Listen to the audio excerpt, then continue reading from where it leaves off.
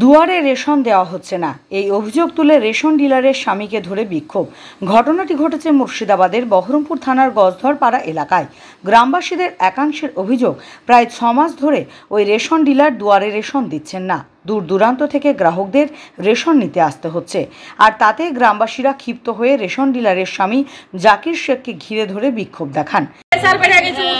কাল বুধবার দেওয়ার কথা, কাল বুধবারে এলাম, এসে ঘুরে গেলাম। আবার আজকে আবার উঠতে পারছি না, বাড়িতে তো আমাদের ছেলে পিলে থাকে না, আমাকে আসতে হয়। ধরো তাহলে এবার আমাকে আবার আজকে বাধ্য হয়ে আসতে হলো। আমি রাস্তায় পড়েই যাবো, আমাদের ভাবি তো ছিল বুঝলে। তাহলে আমি আজকে 13 তারিখ হয়ে গেল, আমাদের তো গরিব মানুষ, আমাদের তো ঘরে এই কটি নিয়ে যেই খাই, আমাদের মরদ নাই, কিছু নাই, আমরা বিধবা মানুষ, আমরা এরকম। তাহলে আমাদেরকে এরকম করে ঘুরালে কি করে হবে?